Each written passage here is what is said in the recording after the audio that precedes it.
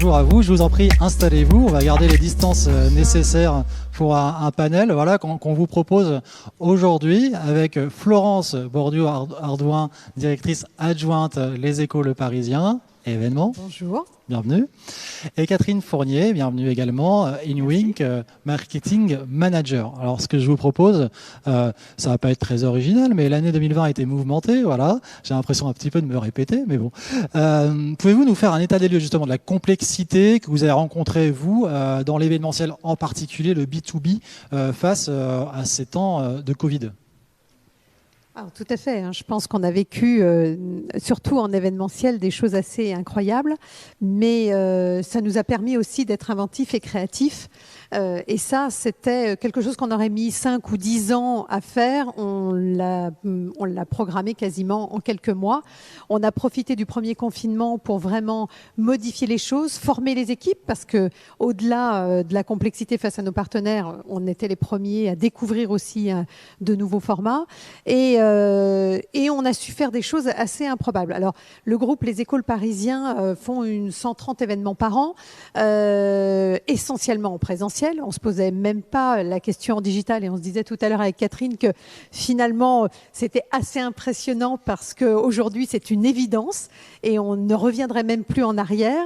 Mais on s'est retrouvé confronté à des situations difficiles. Notamment, on organisait le salon de Marseille et 5 jours avant le salon, on a été obligé de tout annuler parce que pour des raisons de crise sanitaire, de confinement et d'interdiction préfectorale, on n'a pas pu exploiter. Et puis, à côté de ça, quelques jours plus tard, on avait le salon de Nantes qui allait se faire fin novembre. Et là, on a collaboré ensemble avec InWink et avec le plus grand des plaisirs. Et on a réussi à transformer un événement de 2 jours qui réunissait 10 000 personnes en digital avec des résultats assez incroyables où on a eu 17 000 connexions et nos partenaires, nos clients étaient heureux de le vivre. Justement, on va y venir. Alors, est-ce que vous pourriez simplement faire une présentation de Go Entrepreneur ? Je vois que vous avez des slides qui sont préparés, je vous en prie. Alors, Go Entrepreneur, il faut savoir quand même que depuis très longtemps quand même, le groupe Les Échos Parisiens réfléchissait à de nouvelles formules, de nouveaux formats. On avait tous pris conscience que le format salon s'essoufflait, que ce soit en France ou dans les pays anglo-saxons, et qu'il fallait absolument transformer. Avant la crise, Avant la crise. Alors vraiment, là, pour le coup, on avait réfléchi. Et du coup, en 2020, on avait déjà pensé à se dire, ce salon des entrepreneurs qui existait depuis 27 ans, on va changer le nom, on va changer le lieu, on va changer le format, on va changer les expériences parce que, bien entendu, on a aussi des visiteurs qui demandent autre chose et qui réfléchissent autrement. Et ces entrepreneurs français, quand même, qui sont hyper importants aux yeux de tous, c'est eux qui font la relance en France. Donc, il faut le savoir. Même les petits entrepreneurs, ceux qui créent leur entreprise. Et on vient de sortir une nouvelle édition, on s'aperçoit qu'encore, même en période de crise, un Français sur 5 veut créer sa boîte. Donc ça, c'est miraculeux et c'est l'avenir.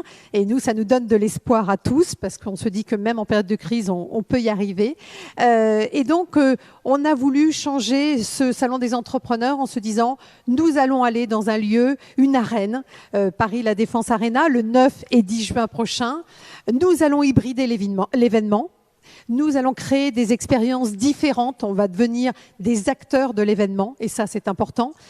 On va créer aussi une communauté d'entrepreneurs. Et l'avantage de ces crises, c'est que l'on s'est aperçu que finalement, on n'allait plus avoir un événement juste éphémère, mais qu'on allait pouvoir prendre la parole tout au long de l'année avec cette communauté. Et qui mieux qu'un entrepreneur peut donner un conseil à un autre entrepreneur? Ça, c'était une évidence. On a voulu aussi différencier Go Entrepreneur avec des prises de parole un peu décalées, inspirantes, parce qu'on a besoin aussi de tout ça. On a besoin d'optimisme. Donc, ce Go Entrepreneur va être une caisse de résonance pour la relance en France grâce aux entrepreneurs. Donc, vraiment, on compte. Et puis, il y a une déclinaison en province, parce qu'il n'y a pas que Paris, bien entendu. Il y aura Lyon au mois de septembre, Marseille au mois d'octobre et Nantes au mois de novembre. Et toujours toujours en hybridant les choses, c'est-à-dire qu'il y aura des gens qui viendront en présentiel et puis il y aura des gens qui seront à distance et ça élargira aussi notre audience. Ça, c'est très important. Très intéressant, effectivement. Alors, vous le disiez, vous y avez pensé avant le Covid, mais on peut penser que ce contexte a accéléré finalement cette envie, sans être contraint ni être par défaut finalement, mais au contraire, ça a accéléré votre envie de faire, vous parliez d'experts qui prenaient des prises de parole un peu décalées, etc. Ça n'a fait finalement que confirmer vos velléités d'un positionnement vraiment différent. Bah, totalement. On n'était pas très visionnaire au départ, on ne pensait pas, mais finalement, ça l'est devenu. Et ça, c'est plutôt intéressant parce que l'hybridation nous permet aussi de profiter que les contenus puissent vivre plus longtemps. Et quand on est adossé à un publisher comme nous, le groupe, le Parisien, les Échos et toutes les marques de notre groupe peuvent permettre de faire un relais plus long en temporalité. Et ça, c'est intéressant. Du coup, une innovation qui est vraiment encouragée. Mais alors, dans quelle mesure vous le sentez vraiment? Ça a été palpable Alors, ça a été palpable sur le dernier trimestre. Le deuxième confinement nous a prouvé qu'il fallait absolument digitaliser nos événements si on voulait continuer à prendre la parole. Alors, on a la chance d'avoir un studio à demeure au sein du 10 boulevard de Grenelle où est le siège les Écoles Parisiens. Et on a réussi à faire quand même 46 événements. Dont 37 totalement 100% digital, avec 114 partenaires à peu près qui nous ont suivis, qui ont cru en nous. On a eu 650 speakers, 16 000 connexions sur certains événements comme Média en scène. Enfin, on a pris conscience d'un seul coup qu'on pouvait plus revenir en arrière, que le 100% présentiel n'existerait plus, mais en revanche que nos contenus pouvaient vivre plus longtemps. Et que les replays, la consommation du contenu se faisait différemment. C'est-à-dire pas à l'instant T, mais je vais vous donner un tout petit exemple. On a eu une conférence sur la transition énergétique. Il y avait 500 personnes connectées et on a eu 5600 replays. Ce qu'on n'aurait jamais eu si on avait fait une conférence totalement classique en présentiel. C'est très intéressant et au web, on est bien placé aussi pour le savoir. Cette hybridation, du coup, elle se traduit aussi par une ambition éditoriale, du coup. Totalement. Pour pouvoir faire tirer l'événement au-delà des dates auxquelles il a lieu et pouvoir en parler encore peut-être avant, après aussi, quoi. Totalement. C'est comme ça que vous le Alors, imaginez. on a des sites, on a quand même le site leséchos.fr, leparisien.fr qui nous aide beaucoup. Il suffit de regarder en ce moment sur la page politique des échos.fr, on a fait un événement sur l'hydrogène, génération hydrogène avec Air Liquide et donc ça permet d'enrichir aussi les contenus qui existaient. C'est-à-dire que bizarrement, avant l'événementiel utilisait les contenus de nos publishers et aujourd'hui, l'événementiel vient alimenter aussi d'autres contenus en même temps que ce qui se faisait du côté des journalistes. Donc ça, c'est assez intéressant. Alors justement, cette hybridation, elle nécessite d'avoir, pourquoi pas, une plateforme qui vous accompagne. Voilà, suivez mon regard. Cette relation étroite justement avec la plateforme InUX, c'est exactement ce qui vous relie. Est-ce que vous pouvez justement témoigner justement de cette coopération, voilà. Tout à fait. Déjà, j'aimerais, pour vous présenter un peu, pour vous donner un peu de contexte, donc InUX, c'est donc une plateforme logicielle sur laquelle les entreprises organisent leurs événements. Donc que ce soit des événements physiques à l'époque ou des événements digitaux ou hybrides comme on le voit plus aujourd'hui. Et donc concrètement, ça veut dire que je suis une entreprise sur la plateforme InUX, je vais créer le site de mon événement 100% à ma marque, je vais gérer les invitations, l'inscription, je vais gérer mes partenaires, le networking de mes participants, les business meetings one-to-one. Sur du présentiel, je vais gérer le dispositif sur site. Et surtout, je vais avoir l'ensemble de mes données événementielles collectées depuis un endroit unique. Voilà, donc c'est ça ce que fait InUX et ce que fait InUX avec le groupe. C'est une orchestration de l'événement avec une notion d'interactivité aussi, je suppose, sur la plateforme. Tout à fait. Tout à fait. Sur cette dimension d'interaction, vous l'avez expérimenté aussi déjà ou pas encore? Je pense que c'est un des éléments clés pour lesquels le choix d'InUX a été fait par le groupe Les Échos. Oui, parce que on démarrait de zéro, on était un petit peu très inquiet, on découvrait, on regardait ce qui se faisait à l'extérieur et on a fait des tests et on s'est dit on va regarder les collaborations qui peuvent se faire avec des plateformes. On a fait un essai à Nantes qui a été une réussite totale. Et en plus les équipes se sont formées en direct, c'est-à-dire qu'au au-delà tout le monde a appris au fur et à mesure. On est en train de développer de nouvelles choses pour pouvoir être interactif, parce qu'on s'aperçoit qu'il faut garder, de capter encore l'audience en digital, c'est difficile, hein, c'est-à-dire qu'on s'est tous connectés une première fois pendant un événement et puis on fait autre chose au bout de 10 minutes. On a notre capacité à zapper assez rapidement. C'est moins captif. Oui, c'est moins captif, donc il faut trouver du rythme, des choses, et avec InWink, on travaille vraiment sur ce développement-là. Alors justement, est-ce que vous pouvez nous parler, côté InWink, de l'évolution de la plateforme avec ce contexte sanitaire ? Oui, en fait, pour vous donner un peu de contexte, le produit InWink a été lancé en 2016, après avoir été développé vraiment en autofinancement pendant 3 ans, donc au début sans force commerciale ni marketing. Et donc c'est vraiment un produit qui s'est développé avec les premiers clients par bouche à oreille, et qui du coup était vraiment, et encore aujourd'hui, le développement du produit est vraiment proche des besoins des clients et de leur évolution. Et du coup, vous vous doutez bien que quand le Covid a frappé... C'est votre année, là. Voilà, non, c'est pas notre année, mais c'est que nos clients se sont retrouvés très embêtés, parce que du jour au lendemain, tous les événements présentiels étaient annulés. Ouais. Et du coup, on a eu un besoin de remplacer cet événementiel présentiel par autre chose. Donc au début, on a vu beaucoup sur le marché, il y a eu une précipitation vers les outils de webinar qui était un peu une solution un peu rustine. Il y a une explosion, ouais, tout à fait. Ouais. Ouais, voilà, mais c'était quelque chose quand même qui rapidement, les entreprises se sont rendues compte que le format était quand même un peu limité, et que le webinar finalement reste c'est très ponctuel, c'est pas à la marque de l'entreprise, ça permet beaucoup moins d'interactivité, et du coup les entreprises ont eu besoin de vraiment une solution qui fasse de l'événementiel digital au sens plus large. Et c'est à ce moment-là du coup que nos équipes ont beaucoup accéléré en 2020 le développement des fonctionnalités qui permettent aujourd'hui de faire de l'événement 100% digital ou hybride, comme le groupe Les Échos veut le faire pour Go Entrepreneur. Donc le webinaire étant un premier réflexe, disons, première étape, et derrière vous les accompagnez pour aller plus loin, quoi, hein, vraiment. En fait, voilà, on veut aller plus loin que le webinaire, parce on a besoin en fait sur de l'événement digital pour remplir les objectifs qu'ont les entreprises, d'avoir de l'interactivité.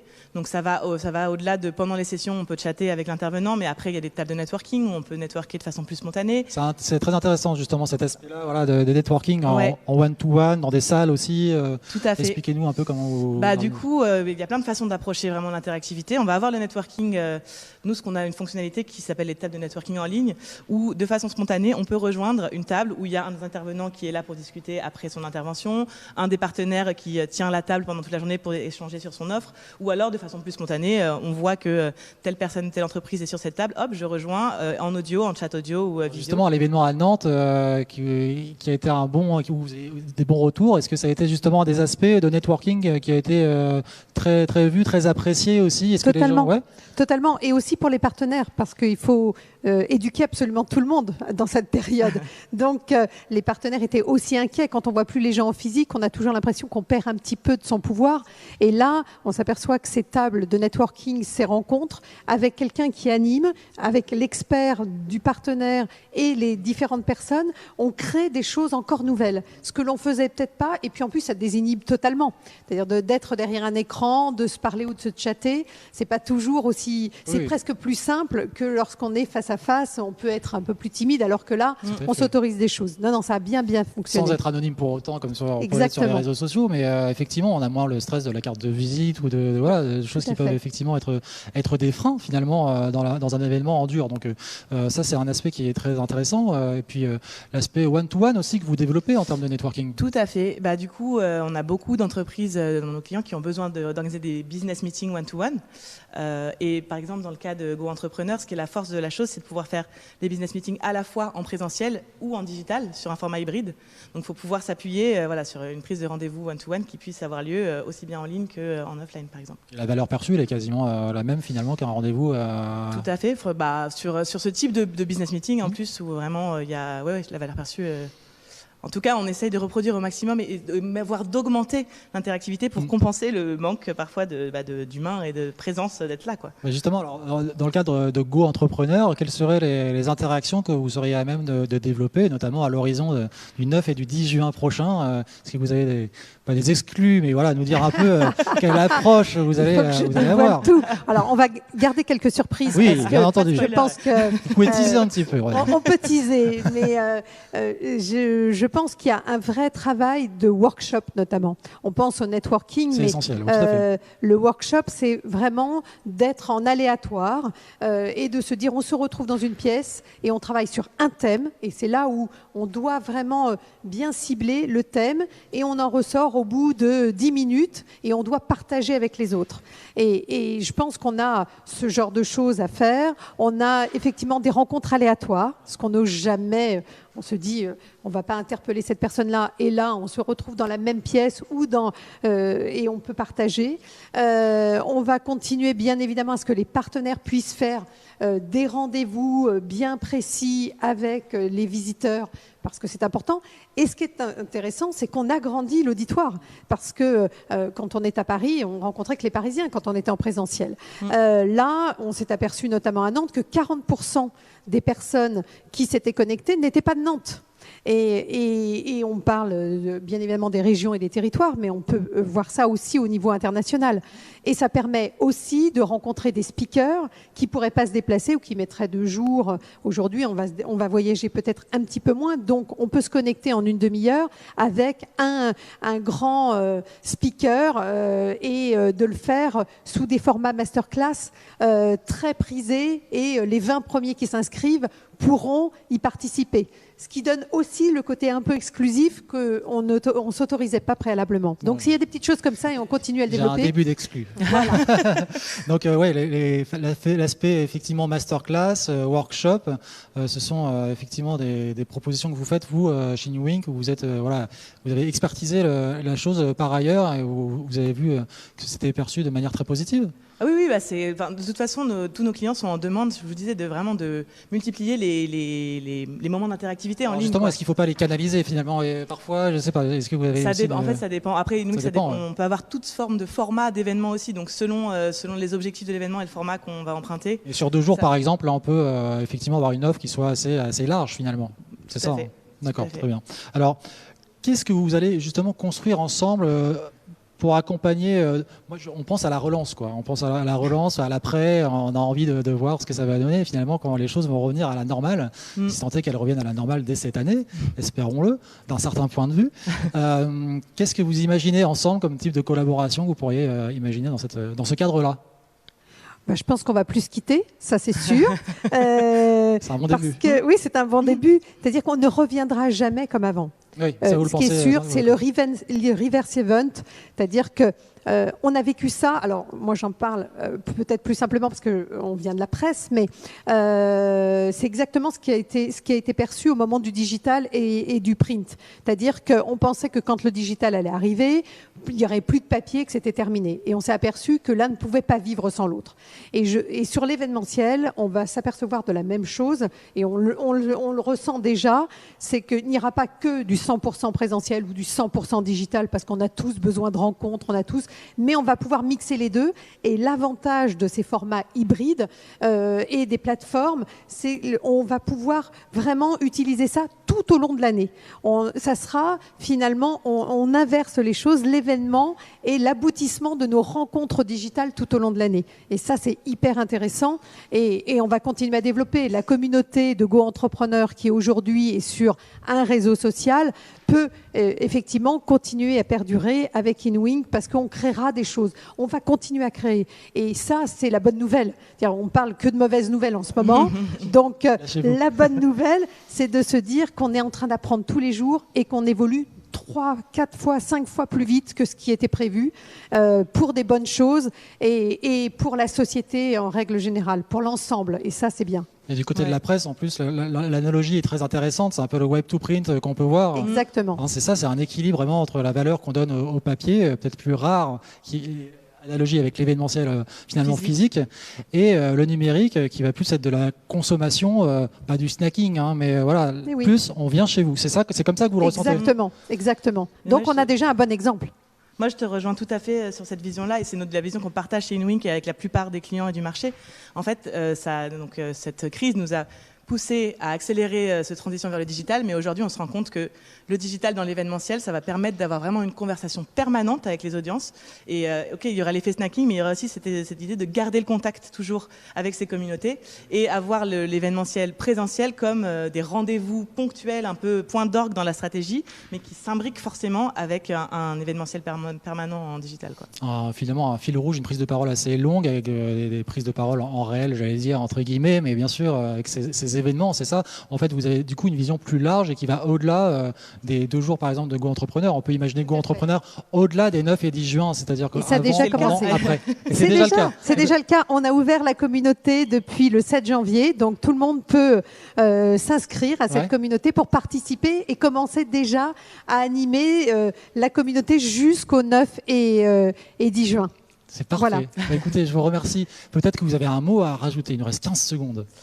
Voire plus, c'est fini. Il y a pas de... non, mais ce qui est bien, c'est qu'on voit du positif dans la crise. C'est ce qu'on disait. Voilà, il faut y croire. Il faut y croire. On va y arriver. Je vous remercie pour cette bouffée d'air. Merci à tous. À très bientôt. Merci beaucoup à toutes les deux. C'était Go Entrepreneur.